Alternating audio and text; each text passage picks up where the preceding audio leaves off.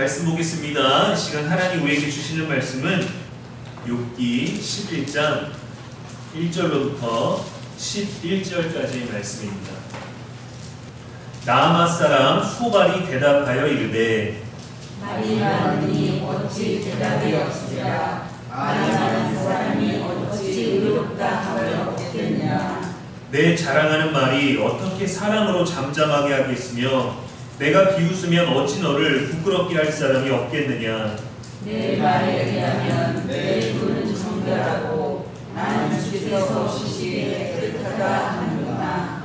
하나님은 말씀을 내시며 너를 향하여 입을 여시고 지혜의 영광으로 내게 보이시기를 원하노니 이는 그의 지식이 위대하시라. 하나님께서 너와 하여금 너의 죄를 잊게 하여 주셨음을 알라. 내가 하나님의 오묘함을 어찌 능히 측량하며 전능자를 어찌 능히 완전히 알겠느냐. 하늘보다 높으시니 내가 무엇을 하겠으며 수월보다 깊으시니 내가 어찌 알겠느냐. 그의 크심은 땅보다 길고 바다보다 넓으니라. 하나님이 두루다니시며 사람을 잡아 가두시고 재판을 여시면 누가 능히 막을 소냐. 하나님은 허망한 사람을 아시나니 악한 일은 상관하지 않으시는 듯하나 다 보시느니라. 아멘. 이는 살아계신 우리 하나님의 말씀입니다. 이 시간 우리 본문 말씀 가지고 사랑 없는 말이라는 제목으로 말씀 전하겠습니다. 오늘 11장의 말씀은 욥의 세 친구들 중에 소발이라는 사람, 그 사람의 첫 번째 발언입니다. 이 앞에 있었던 엘리바스와 빌닷이라는 두 친구에 비하면 11장 본문 자체는 분량이 꽤 적은 편입니다. 그런데 가장 공격적인 말투로 욥을 대하고 있어요. 소발의 이름의 뜻은 참새입니다. 참새. 지저귀는 새라는 의미를 가지고 있어요. 이름의 뜻만 생각해보면 자연 속에서 아침 햇살에 울리는 어떤 새소리 같은 어떤 낭만적이고 아름다운 것 같지만 오늘 본문에서 나타나는 그의 언어를 보면은 참새가 아니라 매와 같습니다. 욥을 향해서 굉장히 거칠어요. 소발의 첫 마디만 봐도 알 수 있습니다. 2절 말씀에 보니까 말이 많으니 어찌 대답이 없으랴. 말이 많은 사람이 어찌 의롭다함을 얻겠느냐라고 말합니다. 쉽게 말하면 너 참 말이 많구나. 네 어떻게 감히 그렇게 말할 수 있니? 라고 뭔가 분위기 싸해질 것 같은 말투로 지금 대하고 있는 거예요. 첫 마디가. 다른 한글 번역 성경에서도 보면은 굉장히 공격적인 말투입니다. 공동 번역에 보면 말이 너무 많네. 듣고만 있을 수 없군. 입술을 많이 놀린다고 하여 죄에서 풀릴 줄 아는가? 라고 번역되었고 새 번역 성경에 보면 내가 하는 헛소리를 듣고서 어느 누가 잠잠할 수 있겠느냐? 말이면 다 말인 줄 아느냐라고 되어 있습니다. 읽기만 해도 기분이 나빠요. 여러분, 우리가 상식적으로 누군가 힘들어하는 사람, 힘든 일을 당한 걸 알고 그 사람을 만났다면, 굳이 그 사람을 위로하기 위해서 찾아갔다면 같이 아파하지 않겠습니까? 같이 슬퍼하지 않나요? 얼마나 힘드냐고, 얼마나 아프냐고, 어떻게 이런 일을 당했느냐고 많이 괴롭겠다고 하지 않습니까? 딱히 우리가 위로할 말을, 격려할 말을 찾지 못했다면 곁에서 가만히 있으면서 한숨을 아마 같이 쉬어줄 겁니다. 우리가 할 수 있는 일이 진정으로 진실되게 생각한다면 더 말수가 줄게 돼 있습니다. 설명하려고 하지 않아요. 이해시키려고 하지 않아요. 그냥 아픈 걸 아프다고 봐줄 뿐입니다. 그런데 오늘 소발의 첫 마디를 보고 있자니 어쩜 이렇게 잔혹할 수가 있을까 싶습니다. 욥에게 말이 많다는 표현은 이제 엘리바스와 이제 빌닷에 이어서 그들의 말에 대한 대답 때문에 친구들에 대한 변론에 대해서 말하는 욥의 호소를 염두에 둔 표현이겠죠. 죄가 있으니 하나님의 정의가 실현되는 것인데 너는 왜 그렇게 말이 많냐라는 것이 거겠죠. 여러분, 말이 많으면 실수합니다. 말이 많으면 본질을 흐리게 할 수도 있어요. 말이 많으면 듣는 사람도 지치게 만듭니다. 성경에서도 이것을 지적합니다. 전도서 5장 2절에 보면 너는 하나님 앞에서 함부로 입을 열지 말며 급한 마음으로 말을 내지 말라. 하나님은 하늘에 계시고 너는 땅에 있음이니라. 그런즉 마땅히 말을 적게 할 것이라. 근데 말이 많은 사람이 말을 적게 하는 건 참 힘듭니다. 제가 그래요. 제가 말이 참 많습니다. 제가 정말 아침에 일어나서부터 학교 교회 수련회를 가면 일어나서부터 말을 너무 많이 혼잣말을 하고 혼자 대답하고 해가지고 교회 누나들이 저를 라디오라는 별명을 붙여줬어요. 근데 이게 어느 정도로 심했냐면 군대를 갔는데 군대 가서는 말이 정해져 있었습니다. 4개월, 3개월 정도는 예 알겠습니다, 잘 못 들었습니다, 죄송합니다, 예 그렇습니다, 요 4마디만 하고 살아야 됩니다. 저기 이런 말도 하면 안 되고 무조건 예 그렇습니다, 예 알겠습니다, 잘 모르겠습니다, 잘 못 들었습니다만 해야 되는데 말이 너무 많이 많았는데 그때 너무 힘들었는데 맞으니까 되더라고요. 근데 이제 군 생활을 조금 하다가 이제 한 1년 정도 됐을 때, 상병쯤 됐을 때 갑자기 후임들이 많이 들어왔어요. 근데 후임들을 제가 맞았던 것처럼 때릴 깡은 없고 또 때릴 만한 용기도 없고 그렇게 제가 거친 사람도 아니고, 그래서 저는 발로 차거나 뭘 던지거나 때리지 않고 말로 혼냈습니다. 말로 혼냈는데 그래도 이제 혼낼 땐 제대로 혼내고 엄할 땐 엄하고 또 친할 땐 잘 어울려서 놀고 계급을 뛰어넘을 만큼 편안하게 지냈었는데, 이제 아들 군번, 그러니까 1년 차이 나는 이제 군번들이 많았는데 4명이 한 번에 들어온 거예요. 대신 1년 동안 아무도 안 들어왔다가 한 번에 많이 들어왔죠. 이 친구들이 많았는데 앉혀놓고 어떤 애는 욕만 하고 어떤 친구는 괴롭히고 어떤 친구는 이제 혼내기만 하고, 저는 가서 놀아주기도 하면서 말도 많이 하는데 앉혀놓고 혼낼 때가 되면은 막 1시간, 2시간을 앉혀놓고 혼내니까 말이 너무 많으니까 이제 이 아들 군번들이 아주 진지하게 찾아와서 저한테 뭐라 그랬냐면, 김병희 상병님 그냥 때려주시면 안 됩니까? 라고 할 정도로 말이 그렇게 많았어요.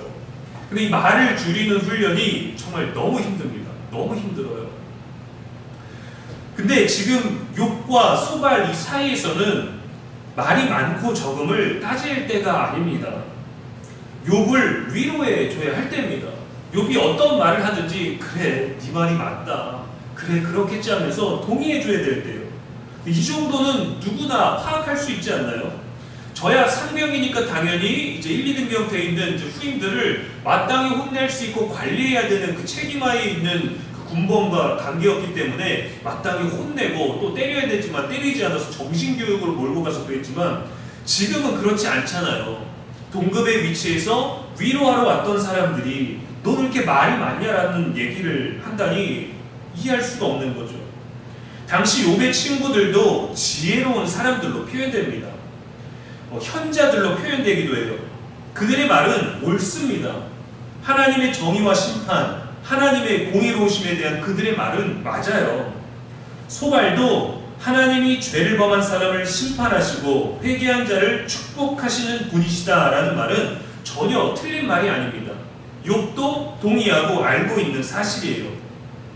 그런데 지금 욥이 받아들일 수 없는, 친구들에게 반론하는 이유는 그만한 죄가 자신에게 없다라는 거죠. 그것이 억울하다는 겁니다.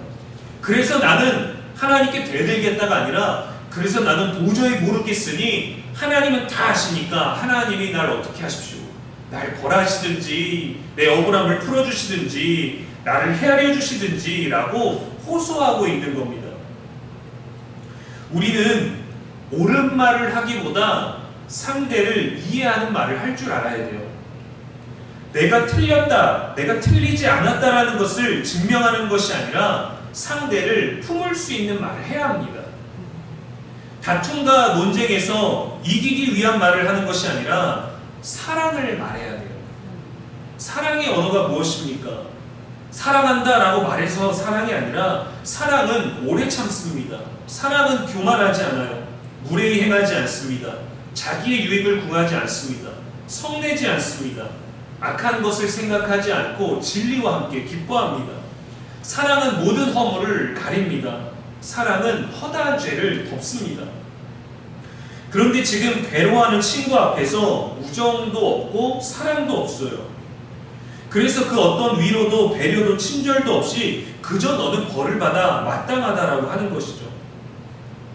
의인이요 현자인 네 사람의 대화 속에서 전혀 사랑이 없고 논리와 원칙만 있습니다. 교리만 있습니다. 전통만 있어요.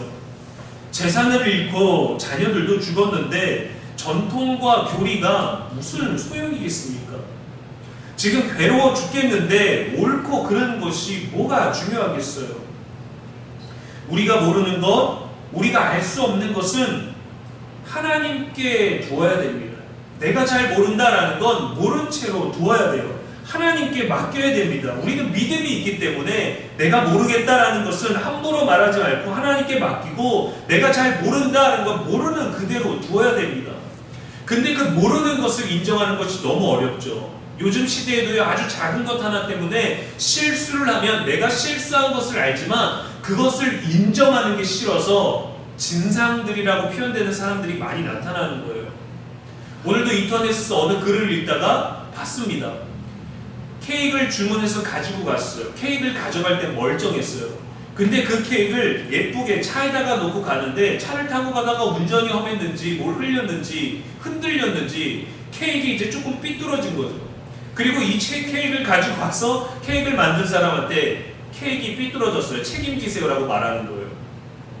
누가 봐도 자신이 잘못한 걸 알죠. 왜? 이 판매자가 케이크를 만들어서 손님한테 건넬 때는 자 이렇게 만들어졌습니다 라고 주문하신 대로 됐죠 하고 온전하게 만들어진 걸 줬기 때문에 판매자와 소비자가 확인을 했는데 본인이 구매해서 가지고 갔다가 엉망이 된 걸 가지고 와서 책임지라는 거예요.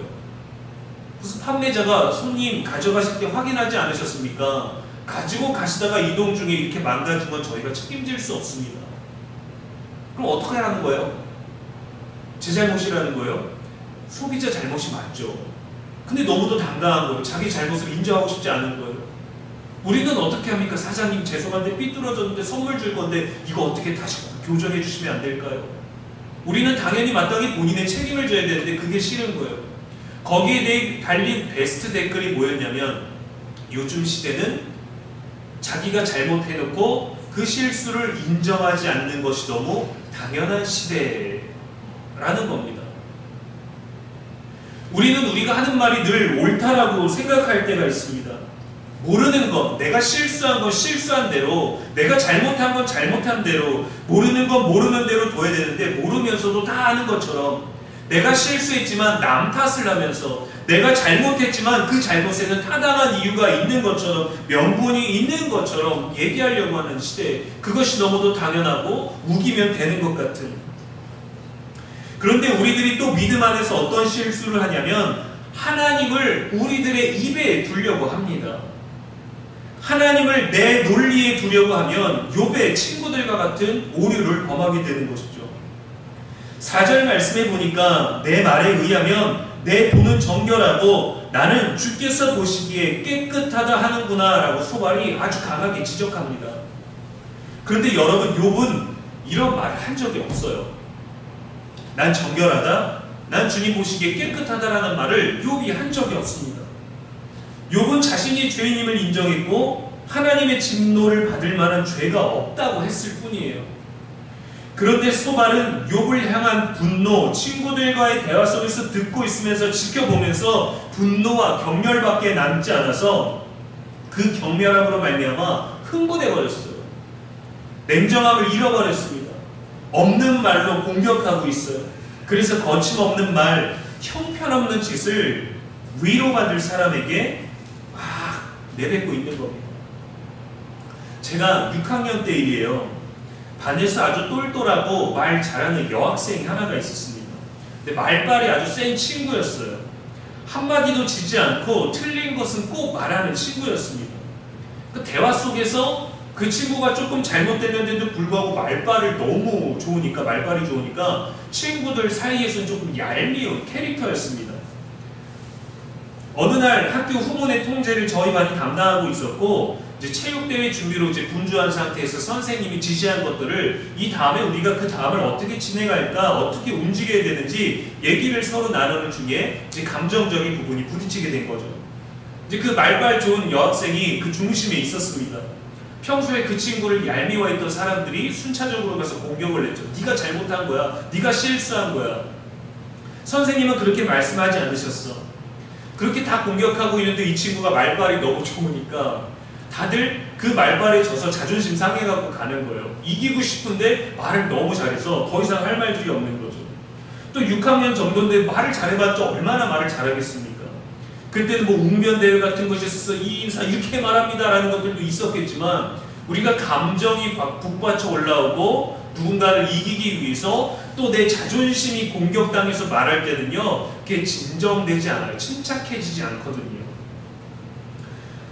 그래서 곁에서 제가 듣다 보니까 저 친구에게 이 말은 분명히 해줘야 되겠다라는 어떤 제3자의 합리적이고 이성적인 판단이 생겨서 기다렸다가 딱 좋은 타이밍에 얘기를 하려고 제가 개입을 했습니다. 참 자신이 있었고 머릿속으로 할 말들을 잘 준비해서 이 친구들을 서로 납득할 수 있는 아주 이상적인 대화를 가지고 갔는데 저도 말렸어요. 저도 말려버렸습니다. 그러다가 제가 말발에서 지니까 흥분을 했어요. 분명히 선생님의 지시를 오해하고 말발로 버티고 있는데 설득을 못하는 거예요. 제가 말로 이길 수가 없게 되었습니다. 그러다 보니까 추측의 말을 앞세우게 되고 없던 말을 있는 말처럼 말하게 되고 그 친구가 틀렸다라는 것을 증명하고 나는 옳다라는 것을 증명하려다 보니까 냉정을 잃었어요. 그래서 아주 단순하게 분노했습니다. 그때 체육대회 때 이제 6학년이 이제 곤봉 체조를 준비했는데 양손에 곤봉, 모래 든 곤봉을 들고 있었죠. 손에 들고 있던 곤봉을 땅에 막 던졌습니다. 근데 여학생이 깜짝 놀라면서 말을 멈췄어요. 다다다다다다 말하다 꺼벅 하고 멈췄어요. 그 말 많은 친구가 갑자기 말을 멈추니까 저도 뭔가 잘못됐다 느꼈죠. 놀랬지. 내가 던진 건 정말 미안해 라고 바로 얘기를 했는데 이 친구가 자기도 아니라고 내가 고집 부려서 미안하다라고 눈물을 글썽이면서 자리를 떠났습니다. 마음이 너무 불편했던 거죠. 저도 뭔가를 잘못됐다는 걸 느꼈는데 주변에서 그거를 지켜보고 기다리던 친구들이 막 몰려서 야 김병기 대단하다. 네가 드디어 쟤를 이겼구나. 쟤를 꺾은 사람은 우리 반에서 네가 처음이야. 이제 쟤도 함부로 말 못할 거야. 이제 네가 쟤랑 싸워. 그래서 막 박수를 치면서 격려를 하면서 제 편을 들어줬어요. 근데 이기고 지는 문제가 아니었습니다. 옳고 그름의 문제가 아니었어요. 저는 그 친구를 싫어하지 않았습니다. 너무 어른스러워서 배울 점도 많은 친구였거든요. 그런데 그때는 이기고 싶었나 봐요. 그 친구를 누르고 싶었나 봐요. 어떻게든 네 말도 옳다. 그런데 내 말은 이런 합리적인 대화가 아니라 자꾸 그 말에 쏘아붙임을 당해서 내가 할 말이 없어지고 반박할 말이 없어지니까 분노해서 곤봉을 던진 거죠. 그 친구에게 던진 것도 아니고 그냥 제가 제 분에 못 이겨서 땅바닥에 그것을 던졌는데 그 친구가 놀랬죠. 그땐 제가 옳았어요. 제가 맞았어요. 제가 친구들을 대표했고 저는 의로웠습니다. 친구들도 제 편이었고 저는 이겼습니다. 그런데 30년이 딱 지난 지금 그때의 저에게서 왜 오늘 본문의 소발의 모습이 보이는 걸까요? 11장에서 보면 소발은 하나님께서 욥에게 말씀해 주시기를 갈망합니다. 근데 하나님께서 욥을 위로해주고 우리들의 마음을 어떤 해석해주고 하나님이 이해시켜주는 그런 간절함이 아니라 하나님께서 전능하신 그분이 야 네가 틀렸어라고 야단과 질책을 해주기를 갈망하고 있어요. 나쁜 마음이죠. 악한 마음이죠. 우리가 말하면 듣지도 않고 말만 많은 놈이니까 하나님이 좀 꾸짖어 주시면 좋겠습니다 라는 겁니다. 저도 그 친구에게 제가 야단과 바른 소리를 하고 싶었던 거죠. 이기고 싶었던 거죠. 그래서 기다렸던 거죠. 최후의 승리를 얻고 싶어서. 소발이나 저나 어떻게든 지금은 내가 옳고 너는 틀리다고 더 분명히 말하고 싶은 사랑 없는 말뿐이었습니다. 감정도 없고 단지 분노에 휩싸이고 논쟁해야 할 때도 있습니다. 우리가 토론회에 참여했거나 어떤 일을 평가하기 위해서 회의를 하거나 가계의 지출을 고민한다면 옳고 그름과 좋고 나쁨과 구별과 분석이 필요하겠죠. 어떤 제안이 더 좋은지, 어떤 의견이 더 타당한지, 이것이 왜 좋고 왜 이것은 나쁜지 이성적이고 합리적이며 실질적인 고민들을 해야 될 때도 있습니다. 그러나 지금 욥과 친구들은 경영을 위해서 모인 게 아니에요. 투자를 위해서 모인 것도 아닙니다. 창업을 위해서 모인 것도 아닙니다. 2장 11절에 보면 그때 욥의 친구 세 사람이 이 모든 재앙이 그에게 내렸다함을 듣고 각각 자기 지역에서부터 이르렀으니 그들이 욥을 위문하고 위로하려 하여 서로 약속하고 오더니 그들의 약속, 그들의 만남, 그들의 목적은 너무도 선했습니다. 위문하고 위로하려고 모인 거예요. 그런데 이 친구들에게서 가장 친구답고 목적에 합당하게 있던 때 딱 한 절 있습니다. 2장 13절에 밤낮 7일 동안 그와 함께 땅에 앉았으니 욥의 고통이 심함을 보므로 그에게 한마디도 말하는 자가 없었더라. 말 한마디 없이 욥의 고통 중에 그와 함께 땅에 앉아 있었던 그때가 가장 큰 위로였어요. 우리는 고난의 신비에 대해서 고민할 때 욥이 당한 고난이 아니라 사실은 어떤 대화입니다. 이 고난을 다루는 대화도 사실은 아니에요. 사람의 감정, 사람의 상황, 그 사람과 사람 사이에 어떤 대화를 오가고 있고 어떤 대화가 이상적인지가 아니라 우리들의 현실적인 대화가 이렇다라는 것을 정말 지적해 주는 것 같습니다. 그의 고통이 심한 것을 보고 한마디도 말하는 자가 없었던 그때가 가장 큰 위로였고 그게 사랑이었죠. 그런데 지금은 사랑하기 때문에 많은 말들을 했는데 사랑 없는 말을 하기 때문에 울리는 꽹과리와 같은 일들이 나타나고 있는 것입니다. 저도 그랬죠. 친구를 위하는 마음인 것처럼 그 좋은 명분을 가지고 갔지만 결국엔 친구가 틀렸다, 나는 틀리지 않았다, 네가 틀렸다, 나는 옳다 라는 것을 증명하기 위한 감정적인 싸움에 나아가다가 스스로 감정을 다스리지 못해서 감정을 다스리지 못한 사람이 실수를 하게 됐던 것이죠. 하나님이 우리들에게 주시는 말씀은 어떻습니까? 하나님이 우리들에게 주시는 언어, 하나님으로부터 들리는 말은 어떻습니까? 평안과 위로와 꿰우침과 영혼의 울림이 있지 않나요? 무언가를 설교를 듣지 않아도 하나님의 말씀을 기억하고 성경만 읽어도 말씀 구절만 들어도 그것이 내게 하는 말씀처럼 들리면 우리들에게 강한 회개가 일어나고 강한 도전이 일어나고 강한 울림과 또 평안과 위로와 사랑과 은혜와 자비와 긍휼 아름답고 선한 모든 것들을 우리가 느낄 수 있지 않습니까? 사랑의 말을 자주 듣는 사람은 사랑의 언어를 말한다고 합니다. 믿음 있는 사람은 믿음의 언어를 말해야 합니다. 사람에게 사랑의 언어를 듣지 못했을지라도 믿음 있는 우리가, 하나님을 믿는 우리가 하나님의 언어를 들은 사람은 사랑의 언어를 말할 수 있어야 됩니다. 하나님은 사랑이시기 때문이죠. 사랑도 없고 냉정함도 잃으면 말에 미움과 불만이 담깁니다. 손에 쥔 물건을 내던지게 돼 있습니다. 쌓인 감정을 쏟아냅니다. 또 다른 말들이 들리지가 않게 되죠. 고립되게 되는 것이죠. 요한복음 13장 34절에 주님께서 우리들에게 계명을 주셨어요. 새 계명을 너희에게 주노니 서로 사랑하라. 내가 너희를 사랑한 것 같이 너희도 서로 사랑하라.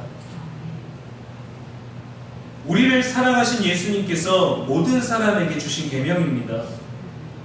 모든 것을 사랑할 수 없을지라도 저와 여러분의 말의 근원은 언제나 하나님의 사랑이기를 소망합니다. 내가 하고 싶은 말이 아니라 이타적인 언어가 우리에게 있기를, 예수님의 언어가 저와 여러분 안에 있게 되기를 주님의 이름으로 간절히 축원합니다. 기도하겠습니다. 사랑의 하나님, 이 시간에도 말씀 주시니 감사합니다. 하나님의 무한하신 사랑을 받고도 사랑 없는 말, 조건적인 사랑, 사랑 없는 믿음의 순간들이 얼마나 많았는지요. 감정의 말로 내 입장만 생각하며 상대방을 헤아리는 것 같지만 가르치려는 대화만, 가르치려는 말만, 오히려 좋은 말로 많이 해주고 싶었지만 상대방을 지치게 하는 말들이 우리 안에 얼마나 많았는지요.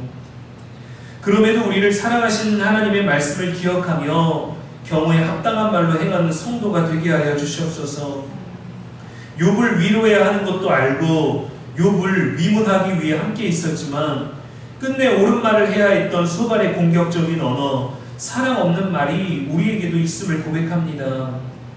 많은 말로 사람에게 실수하지 않으며 많은 말로 주워 담을 수 없는 것을 쏟아내지 아니하며 오직 하나님께 더 많은 기도와 간구로 말하게 하시고 사람에게는 오직 지혜와 사랑으로 말하는 우리가 되게 하여 주시옵소서. 예수님께서 주신 새 계명 오직 사랑으로 살아내게 하시고 하나님의 사랑으로 이 세상이 운행되고 있사오니 그 사랑하는 삶에 마땅히 사랑하는 자가 되게 하여 주시옵소서. 하나님께 사랑의 언어를 듣지 않습니까? 하나님께 듣고 싶은 말들이 있지 않습니까? 그런데 사람에게 듣지 못해서 내 귀에 들려진 것 때문에, 내 기억 속에 남는 것 때문에, 내 마음에 상처난 것 때문에, 내 마음에 흔적이 생긴 것 때문에 그 말에 집중하여 좋은 말을 듣지 못하고 사랑받지 못한 언어에 우리들의 마음의 무게를 얼마나 많이 실어놨습니까? 그러나 주님, 기대한 만큼 사랑받지 못했을지라도, 기대한 만큼 사랑의 언어를 듣지 못했을지라도 그래도 사랑하는 우리가 되게 하시고 예수님의 계명 따라 살도록 성령이여 도와주시옵소서. 우리의 영원한 소망이 되시는 예수님의 이름으로 축복하며 기도합니다. 아멘.